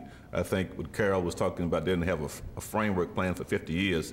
That's where you want to start doing some of that kind of development to make sure that you can develop a community that have sidewalks, you can walk, you got bike path. All of those things now commonly known as this creative urban design strategies, and most cities now have a mandate to do comprehensive planning, so that's where you'll find that kind of action going on right now. Can I just clear something up? I don't know the way you were using those terms of infrastructure banking. From my understanding, again, it's more of a policy side of how you're going to set it up. About 2 years ago, Georgia actually passed a piece of legislation to do infrastructure banking. And basically that was to pull some money together to where you could maintain the infrastructure, really. Financing, bonding, those type of capacities for where communities could have an opportunity to come in and say, can you basically fund this project or help us with this project? And then they do it at a low rate. And again, Georgia only put about $50 million in their startup, and so they went through it just like that. And then now, where do you get the money to re-up the infrastructure banking, which is what I was talking about earlier. Because when you're talking about the road transportation, you're talking about big dollars. You know, so when you're talking about putting rail in, you're talking about $20 billion per mile. So you're talking about big dollars for big projects. And so, so people have been looking at ways, again, that's a finance piece. How do you finance transportation? I think the other piece in which everyone else was talking about is smart growth. How do you, and then again, that's policy. That is policy, and that is the community engagement that you all have been talking about. Both the policymakers and the community getting together and setting a vision in place, and then have policies that are in place that will then help you get to the implementation. But it all has to work in conjunction. Now, California has been a place talking about best practices. California has been the place that have very thoughtful, smart growth policies that are in place. And so we all can look at all of those things and begin to figure out how can we get there together. Other questions? This question is for Scott. My name is Dimitri Williams. I'm a graduate student here, and I'm majoring, keep working on my PhD in food and animal nutrition. You made a statement and you said that you interviewed 1,400 people, like you people. Could you elaborate on that and tell me what you meant by that? 1,400 people in Madison County. This was for the Schools Foundation. We had people from Madison County system, Madison City system, Huntsville City system. It was remarkably diverse in all ways, and we've now created these reports. You can see them at theschoolsfoundation.org. I was saying people to the whole global world. Everybody in Huntsville, we tried to get into every pocket. We did better in Huntsville and Madison City than we did in Madison County, but nonetheless, we ended up with 1,400 interviews. I have a question. I moved to Huntsville in 1992, and I took your point. You mentioned something about people accepting responsibility for their communities and their neighborhoods. How does the community get out of the cycle? Let's say we help build our own neighborhood, let's take over this Huntsville, and then yet systematically, it seems like every new young professional, African American or whatever, is channeled somewhere else to live. You know, they're shown houses in Madison, Southeast Huntsville, and you know, this has to be almost systematic. How can the community get out of that spiral? If what you say is correct, and I'm not denying it, that's illegal, and that's statutorily illegal. We have an issue on trying to, as Jerry suggested, to change the cultures that we have in our community and in our state and our nation. And we've made progress, but we are not nearly where we need to be. We have lots of large issues. And what I was saying was a hard thing to do. How do I make my community more welcoming? How do you make your community more welcoming or look nicer? That's very challenging. You're gonna go next door and say, hey man, paint your house. That's probably fighting words. And so it's a very challenging deal to try to do what I said. What I was trying to impart was from the retailer, the restaurateur side, why are these decisions getting made? And it's not that, well, the city's not working on doing this, or the brokers aren't doing this, or the developers aren't doing it. It's the community itself. So what I'm saying is if we all want all parts of our community to do better, then we have to do better ourselves. And how we do that, however, sir, is a challenge. Go ahead, Carol. I'm just going to offer a comment just from my neighborhood, that is an inner city neighborhood. One of the things we've done is home tours where people have moved into the house, into the neighborhood. New people are working on renovating old houses. They're historic homes over 100 years old, and we may have 6 or 8 renovations going on at once, and we'll do a home tour. We call it a hard hat tour. We've done a couple of them now, very successful, like 500 people coming to tour homes that are in progress. A lot of them are people who grew up in the area, but they haven't been back to that neighborhood. And the neighborhood's predominantly black. A lot of these people are white who, well, some of them are white who are moving in, but a lot of them are white who are coming back to see what has happened to the neighborhood. But it does create some buzz, and then you just see people driving through your neighborhood on the weekends. But I suspect, because you know, I face the same problem. I've observed the same issue where young professionals want to look at housing options, and the realtors keep taking them to the suburbs to the south, and they're saying, well, I'd like to see some Birmingham neighborhoods. And I don't think the realtors know how to get around in Birmingham neighborhoods. They've had so many opportunities to sell homes, in the first and second ring suburbs. They just don't know. So creating some buzz, promoting your neighborhood, and getting people, you know, curious about coming to see what's there, it would be my suggestion. Mitchell? Yes. Jerome, I would just say one thing. I kind of experienced with you when I arrived here. I never knew anything about North Huntsville. I looked at a book. The company I was working with, they gave me a book, and I found it over. And I think I used like 2 or 3 of them. They took me to Madison and Southeast Huntsville. I stumbled on North Huntsville on my own one Sunday when I was running through the book. But again, I want to say, I'll just say if we're waiting around for kind of somebody to come up with a solution, it's not going to happen. Just being honest. So what I would say is, as Carol was saying, we're going to have to come up with maybe something to entice people to come. Maybe some kind of neighborhood festivals or different things that are going on, and kind of let people know. We've got newspapers we can use. I know Speaking Out News, if you got with them, they would help promote some things.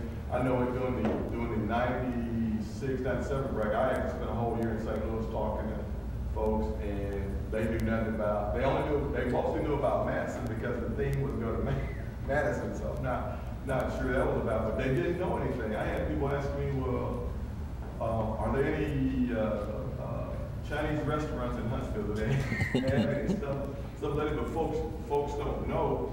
And so I think where's Angela? Angela is part of the Northwest Huntsville Civic Association. And it might be an opportunity to work with them to help promote some of the aspects of going on with some of the great things about living in North Huntsville. I mean, because you don't know. You know, you go up in what is the subdivision? I can't remember. It's off of Parkway.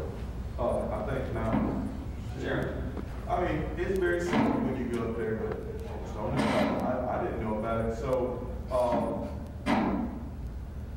I would say, you know, I mean, if we really just kind of the way, just because of the way we operate, and I don't know when it's going to change.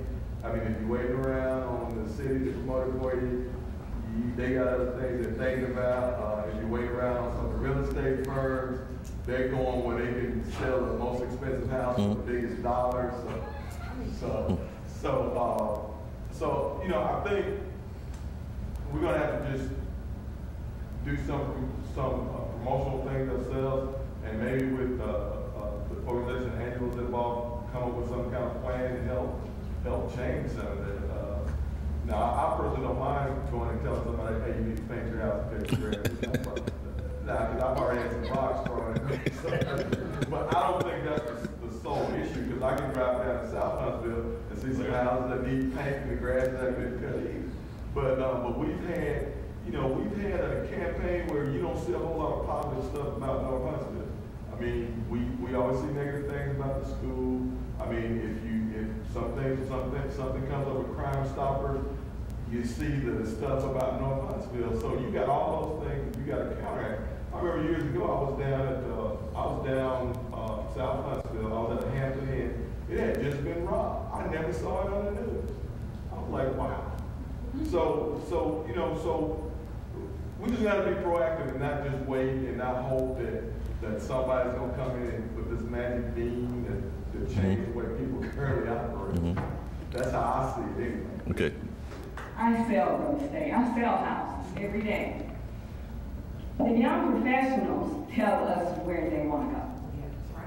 If there's nothing in North Huntsville, and I've lived in North Huntsville, I don't live there right now, but I lived there for 16 years on Sparkman Drive. If there's nothing in North Huntsville to entice anybody to live there, the engineers, the scientists, they don't want to live there. And it's nothing against North Huntsville, but the developers, the city people, we need something in North Huntsville to attract the young professionals. We have these dynamic schools and institutions, but what do we have? All the money's going towards Madison, Harvest, and outgoing, you know, New Market. What about North Huntsville? I've been here about 30 years almost. Didn't want to come to Huntsville, but I ended here. And that's what I've seen. Okay. So hopefully that addresses whoever said that. I do it all day during the day. Mm-hmm. Take me to Madison. Take me to Harvard. They don't want to come here. Okay. And that's how it is. Good statement. Okay. Sir. How many do you have? I know. I was watching you. No, you. I mean, you got a notebook. But this is getting the end of the day. Don't. Go ahead. My question is to the panel. This is a community leader institute. Okay, the purpose all leaders we have a dialogue. But now, as an advocate or I deal with associate a lot with the, as you said, the local grassroots. What message would you have for me to take to the people that are in the poor areas and public housing? And what message would you have for me to take to them that they can do? You know, they don't sit in the offices. They don't have a direct relationship that you all have to make things happen. But if you had anything that I could take to them, that hey, this is what I got out of this institute from your session, that they say as individuals that you can do to make a difference when it comes to these issues that we're having that we're bringing. Let me start with that. Now, you've been here 2 days, right? You've heard a lot of the presentation. Why don't you turn it around and tell us, what do you plan to tell them about some things that were said during this session? This is a start. During the beginning of the session? I know, for the whole time you've been here. What do you think you should take back? Well, one of the things I'm going to take back is that the things that we need to do for ourselves. You know, like with the beginning with the I'll go backwards with the disparity in health. Mm-hmm. You know, the first thing we need to do, we need to start educating ourselves, mm-hmm. and start taking better care of ourselves. Mm-hmm. And then, beginning when we go back to the first one we had, where the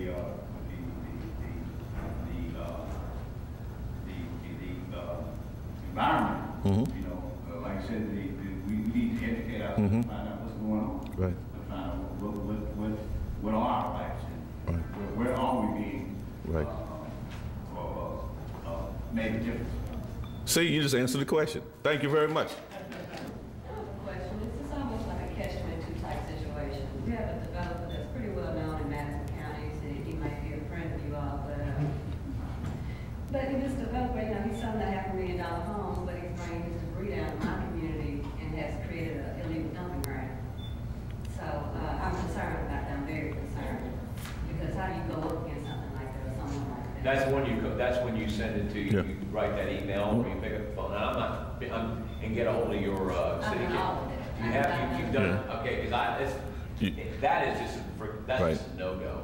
If somebody's dumping in some yes. illegal dumping ground, I mean, it's legal to you, obviously, and I've got to go listen to whatever these other folks are saying is while they're doing it. But Scott, you're way better at this than I am. But I get infuriated, not with you, when I find out that we're doing, you know, something like that, because it's just not right. So yeah. if that's something that's happened, if you've worked it through your city council or and it's not, don't give up on it yet, because I ain't heard about it. Right. And no, I haven't. So I don't mind listening to it and taking it to whoever I take it to. And also, sorry, sir, but you know, I am in South Huntsville, and I made this comment the other day, folks. And I'll tell you what, and a Republican, but you know, come on, folks. But in fairness to that, name a white colonel in the Army that grew up in the time of Reagan, who's in that world. And you can tell you something. I ain't a right-wing Republican. Ask Scott. I'll tell you that right now. The point is, now you almost made me lose the song. Because he's a liberal Democrat, okay? And we're on the same table up here. And I love him. But I guess where I'm going with, you made me lose the train. Because I'm struggling with the South Huntsville thing. I made a comment about I wish there were districts. I would like to be an at-large guy. And I'm going to tell you something. It was a brother who looked me in the eye and said, it can't be like that, John. I said, what do you mean it can't be like that? He said, because they used to be like that. And they all were from Blossomwood. It's way back in the day. And they were all from Blossomwood. And it was all a bunch of white rich guys. And I'm sorry, Scott, because I wasn't there. I'm just speaking what I heard. And I said, well, that's crap. And I said, and this is what bothers me. I'm really struggling. And I'll tell you why I'm struggling. I'm an Army guy. I don't know how many of y'all been in the Army. Okay? I don't know when the last time you were in the Army, but this white, black, Hispanic thing ain't there, folks. It ain't there. So I walk into Huntsville, my beautiful town that I just moved into, and I run for city council, and the first thing I'm running into is black-white stuff. Black-white. I'm looking at my clock going, this is 2011. And we're playing around with this black-white stuff. So, and then when this gentleman said, I can't represent blacks, that infuriates me. Yeah. I can't represent blacks.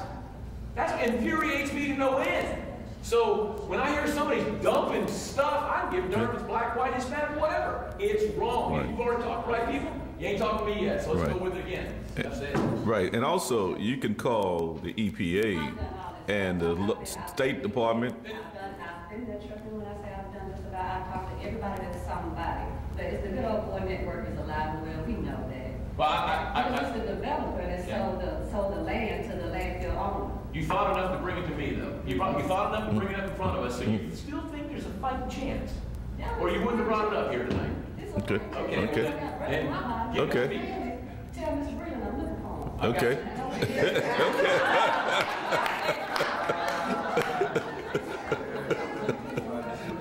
Good. Hi. Go ahead. From what I've gathered, Mr. Mitchell, you kind of tapped on it a little bit, how there is still challenges in getting the so-called good old boy network to mingle with those who are at different socioeconomic statuses. So my question, we have a builder, we have a councilman, and we have other people here. How are you all working together that we see results? For example, the lady stated there in North Huntsville, there is no type of industry here, not even it would be nice to be a convention center, so the next time when you do come, your money from the hotel stay will come back into the community. So what are your visions for this community area, and how are you working together to resolve your differences so that we see the vision for the next 100 years where Huntsville is successful? Please. I love this, but you love it even more. I've been working on that particular topic for all my adult life. I came back from school in 1981, so I started on that in 1981, and I'm doing it a lot. I do it all the time, and I try to promote the entire city. I've been trying to get just being plain, I've been trying to get a Publix Northwest Huntsville for the whole time, and I almost had one. But the deal fell apart because Publix decided that they didn't like the way it looked, and so they went away. That was very aggravating to me. I'm currently working on another corner in Northwest Huntsville for retail, and I'm all for it. It upsets me that we are under-retailed in Northwest Huntsville. It upsets me that we have issues in South Huntsville on Memorial Parkway. It upsets me when I drive down the street and it doesn't look very nice. And a lot of that came because Huntsville grew so fast, and that we put up all these cheap metal buildings that have a 20-year lifespan, and they're still here 50 years later. And you know where they are. Any street, we don't have a particular street in Huntsville that's pretty the whole way. In terms of trying to work with our people and all of us, I'm in a number of organizations and individual efforts where I try to my best and always have to do that. The Schools Foundation is remarkably diverse. Don Stanley and I chair the Speak Up effort that I just mentioned. And I don't want to, it sounds like I'm trying to justify myself, and I'm going to stop there, but suffice it to say that I believe in the vision of our city not having those issues of black, white, and Hispanic. They're a waste of time, but I also recognize that we are fighting cultures in this community that have a long way to go. It seems like younger people, Army people, educated people are in better shape to see the world like it should be seen than some of the older, less educated people. And so perhaps we're making some progress that we will continue over time. But it's a great waste of resources. One thing that I think that we do is we operate as creatures of habit. Each one of you has a group of friends, and you like your group of friends, and you hang out with your group of friends, and you see your group of friends where you go. And you don't come to my house, and I don't come to your house. I had this conversation with Kevin Jefferson, you may know, and I said, Kevin, you've been to my house 4 times. I've never been to yours. And he said, you're coming, and I did. And Patrick Grayson, who's out of the front desk, has been to my house 10 times, and we interact on a regular basis. We have to work hard ourselves to change our habits, habits of circulation. Because when you talk to people, you find out they're great and they're fun. Somebody mentioned Jeff Enfinger. Jeff and I, and this was back when he was running for office and he had money in an organization, but I said to him one day, what would happen if we got 100 black guys and 100 white guys in a room with no agenda, just to get together? And he said, let's do it. And we did, and it was great. And that generated business, that generated fun, that generated friendships. We ought to be doing that all the time because we need to break our habits. We need to expand our vision. We limit ourselves. We're the ones building the brick wall. And we just need to be open and receptive to one another. Okay, one last question. Well, I just wanted more of a statement.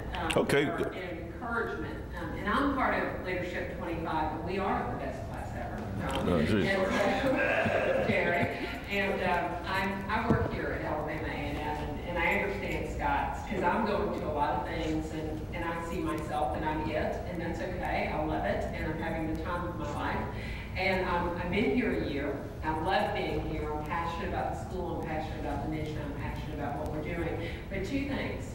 I have a Starbucks habit. Every morning, I live off of Drake and Whitesburg, and I call that kind of the central part of town. I don't really consider it South Huntsville, North Huntsville, I'm in the central. But every morning I get up, and I pass 3 Starbucks. Well, 2, and I could go a little backwards.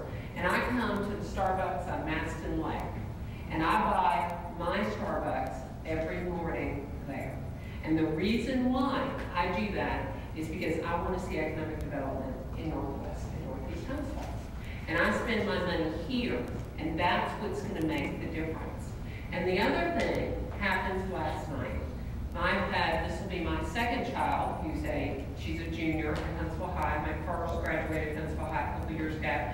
I know I'm that old. And my 2nd is a junior at Huntsville High. And Huntsville High played Scottsboro last night. And we were on the campus of Alabama A&M. And we brought people to the campus of Alabama A&M who've never been to the campus of Alabama A&M from Scottsboro and from Huntsville. And we did an unprecedented thing.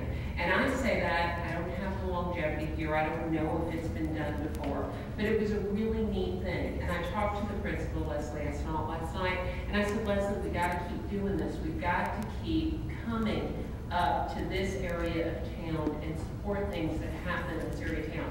There will be 2 games that will be played. And we are very open to having more things happen on the campus of Alabama A&M. And you can have my email address because I do respond, I do answer my phone, and I do want more things happening at Alabama A&M. And I would love to see Grissom play a game, John, at Alabama A&M University. I wish Grissom had their own high school field too, but I like that idea. And why are we building a field at Lee? I just throw it out there. Okay. Let's give our panel another round of applause.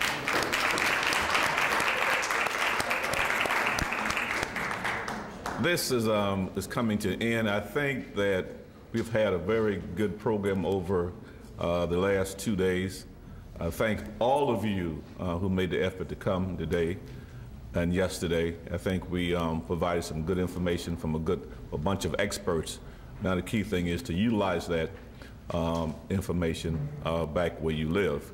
I want to thank all of the sponsors that's listed on the program, especially DOE, Medical University, the City of Huntsville, and everybody. We thank you very much because without you, this wouldn't have happened.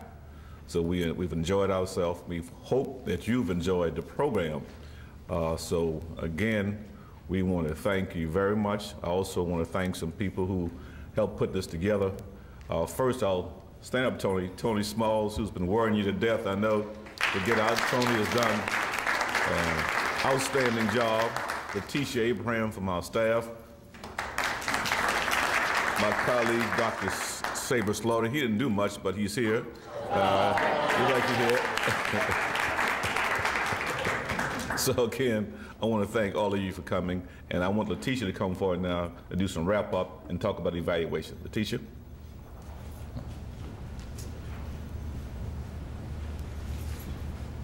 Hello again, my name is Letitia Abraham from the Medical University of South Carolina. I'm the program coordinator there, and on behalf of Dr. David E. Rivers, I'd like to thank you all for taking time out of your busy schedule on a Saturday to be with us and to still be here. Thank you for that. We're grateful for our presenters who've shared their expertise with us. Hopefully you've learned a lot and you can distribute and disseminate that information in the community. Also, again, thanking the sponsors, MUSC, SEVU, Dr. Slaughter, DOE, Ms. Melinda Downing there. Also, Alabama A&M University, Dr. Hugini and the staff. It's a pleasure to be here at Knight Center. We thank you. City of Huntsville, we enjoyed Mayor Tommy Battle in speaking with us and sharing all the endeavors that he's participating in, as well as Ecologic Services, Ms. Toni Smalls. Project Help, Community Care Network, thank you for your services, Dr. Ellison and also Ms. Watts. Also, a special thank you to our information booth participants. We had them to come out today and share services and let you know what resources are available. And again, a special thank you to Ms. Toni Smalls for co-coordinating this event and marketing it, as well as Eventbrite. They also took part in helping to market this event along with the planning committee.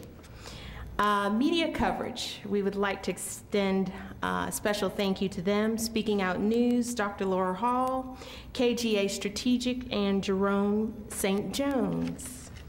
I would like to also say gracias to our volunteers, Ms. Nyasha Buchungo, as well as Mr. Patrick Grayson and Mr. Andre Towns. Thank you for all that you've done. I would be remiss, yes, they do deserve an applause. They've been behind the scenes in helping us bring this to fruition. Also, I would be remiss if I didn't thank Aramark for catering for this event, especially Ms. Sheila Shockley and her staff, so thank you. Last but not least, we have evaluation forms. They look like this. If you can please complete these forms. One stands for strongly agree, and you can either return them to me or Ms. Toni or Ms. Nyasha. We'd appreciate it. Thank you again. We'll get back with you. We hope so too. We'd love to come back to Alabama. It's been a pleasure. Thanks.